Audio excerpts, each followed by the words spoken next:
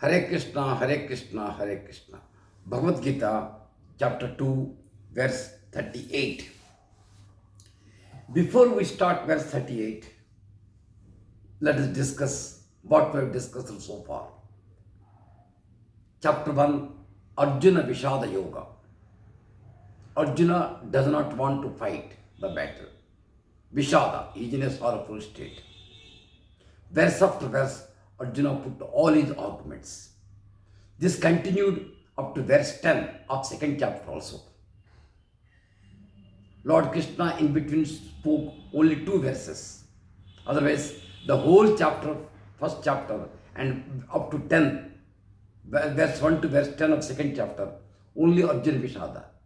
Arjuna continued his arguments. I don't want to fight. Svajana and Swadharma, my people, Bhishma, Drona. He put several arguments. We discussed it at length, each verse. From verse 11, Lord Krishna's teachings started. Chapter 2 is consisting of 72 verses. From verse 11 to verse 30, Lord Krishna spoke at length that you are not the body, you are the soul. You are not the body, you are Atman. You are eternal. You can't be burnt. You are unbreakable. You can't be wet. You can't be cut. It is indestructible. It is eternal. Always in existence. All these barriers, me, you, all are eternal in this cosmic, in this world. Never lament, fight. Your job is to fight for dharma. That was the sum and substance from verse 11 to verse 30. From verse 31 to verse 37, Sakama Karma. From Atman level, he discussed it at worldly level. From worldly level point of view also, Arjuna, you have to fight. You are a great warrior. If you don't fight and run away from the battlefield, you will incur sin. You lose your reputation. The people and all the warriors will think you are a coward. In verse 37, even Lord Krishna stated very clearly, death is better than lack of reputation or loss of reputation. It is better to die. Hatova prapsasi svargam. Hatova, if you die, you will go to heaven. Jitvava bochse mahim. If you win, you will rule the kingdom. In both the situations, for the sake of the society, to remove the aggressors from the society, for the betterment of the country, as a king, you do your duty. Otherwise, you will incur sin. You can't run away. Now from verse 38 to verse 53, Nishkama Karma, science of Karma Yoga, how to work starts. Each verse is a mantra. One verse also, if we understand thoroughly and implement in our life, we have achieved our goal. 38 to 53, Nishkama Karma. From 54 to 72, the qualities of a Sthita Prajna or a liberated soul, we'll discuss. So to repeat in brief, the chapter 2, verse 1 to verse 10, save and accept 2 verses. Only Arjuna's arguments continued in chapter 2 also. From verse 11 to verse 30, you are not the body, you are the soul. From verse 31 to verse 37, at worldly level also, to protect your reputation, you must fight for the benefit of the country. You are a king. A king cannot escape the battle. Heavenly gates are open. From verse 38 to verse 53, Nishkama Karma. What is the science of work? How to work? That starts today.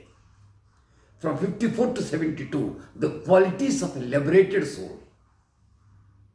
Sthita Prajna. So let us start verse 38, Nishkama Karma. Nishkama Karma. What is the science of work? 38.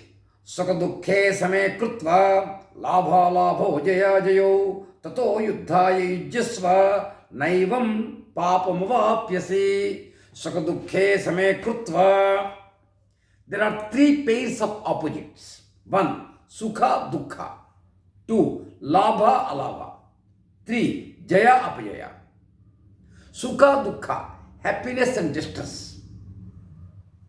Second, labha, labho, profit and loss. Jaya, apajaya, victory and defeat.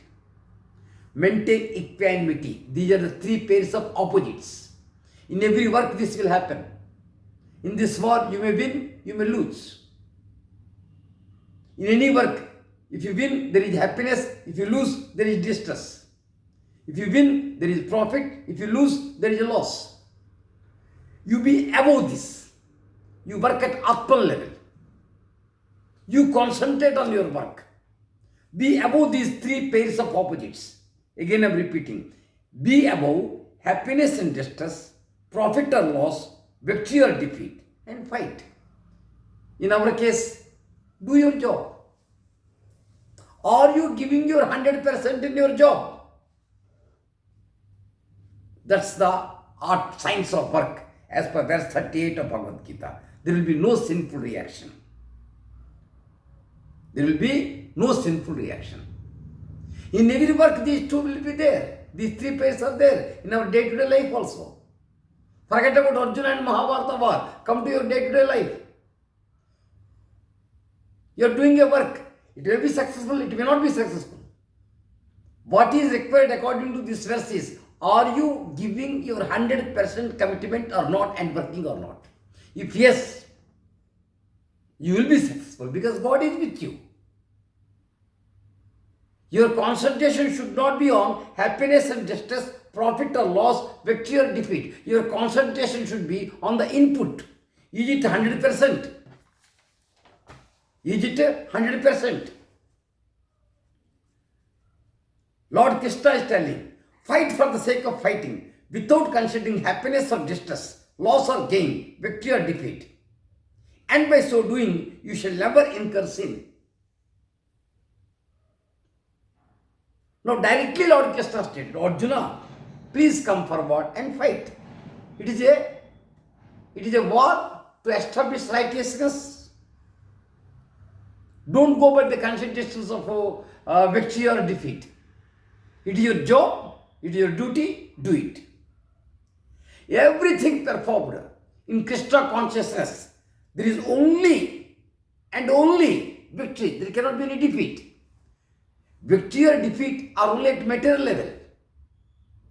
When you go to Atman level, when you go to spirituality consciousness, there is no victory, there is no defeat. Your concentration should be on Krishna consciousness, Krishna Arpanam. Every work should be done with 100% commitment and attachment to the God, attachment to the Almighty, attachment to Krishna consciousness. With that, if you do, you will be successful in your life. Don't look at worldly level. Look at Krishna conscious level. That's the secret here. If we do work for our sense gratification, initially there may be pleasure, but ultimately there will be pain. So what is the secret of science of working? Work for Krishna consciousness. According to Bhagavatam, anyone who has completely surrendered to Krishna, giving up all other duties, is no longer a debtor, nor is obliged to anyone, not even the demigods, nor sages, not the people in general. You will not be indebted to anybody. Your friends, your relatives, your fathers, forefathers, grandfathers, departed souls, demigods. Because every work of yours is for Krishna consciousness. Be above the three pairs of opposites. Work in Krishna consciousness. Then only there will be balance of mind. When water is still, reflection is possible. But if you throw stones into the water, the reflection is not possible. The water, there will be ripples and it gets disturbed. In the same manner, if the mind is calm, tranquil, and in Krishna consciousness, anything you do, you will be successful. There will be no defeat only. You are not required to think regarding any defeat. You will be successful. So the science of work is to keep the mind serene, balanced, calm. Then start your work. Next point is, any work without attachment you will do. What is your duty you are discharging? There will be no sin. In normal language, murder is a sin. But a military person, when attacks the enemy, it is not a sin, though he is killing thousands of people. Rather, they get gallantry awards. So all works we do in Krishna consciousness will not incur any sin. This karmic account, this cause and effect, which is the reason of, rather cause of our birth and again birth, this birth and death life cycle also will come to an end. Because there is no effect at all. All our works are done in Krishna consciousness. God's law is that if one gives up all selfish motives and works merely for the sake of duty towards the Supreme, then such work does not create any karmic reactions. The moment there are no karmic reactions, your accumulated sins or accumulated vasanas will be destroyed. You will be a liberated soul. So this is the science of work.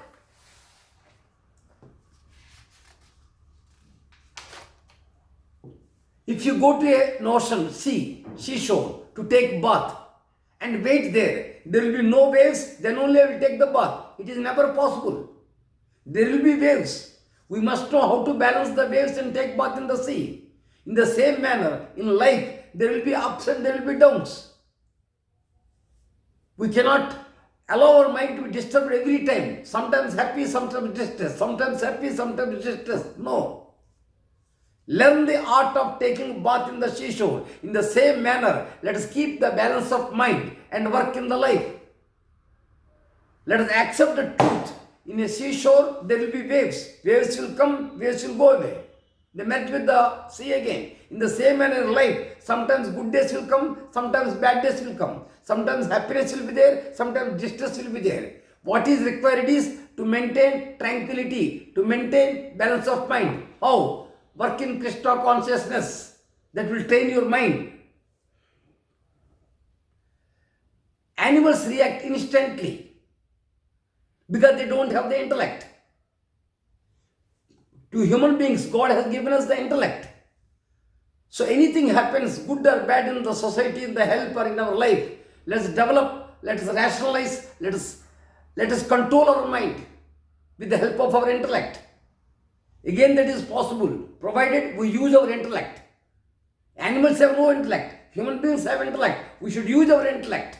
How this is possible? Provided we are leaning or we are attached towards the Almighty, towards the God. So if we work for dharma, all our accumulated sins will be destroyed. So the conclusion is, let us be above the three pairs, sukha dukkha, that is happiness and distress, profit or loss, victory or defeat, and work. To end, I will quote from Swami Chinmayananda. When the time of judgment comes, we shall not be asked what we have read, but what we have done. Again I am repeating. When the time of judgment comes, we shall not be asked what we have read, but what we have done. By reading Bhagwadgita, by listening Bhagwadgita, is not enough. We have to execute into our real life. So from today, I request all the listeners, all the devotees, read this particular verse every day. Develop an art of no reactions. Develop an art of balance of mind. Guide your family members. You practice as the head of the family. You train everybody. You discuss with this point with everyone in the family. When good things happen or bad things happen, maintain calmness. Don't react. That will bring a sea change in your family and in process in the society. Because again, we are answerable to the God by not what we have read, but what we have done. Request, read verse 38 again and again and maintain tranquility. This is the science of work. From verse 38 to verse 53, science of work will continue. Hare Krishna, Hare Krishna, Hare Krishna.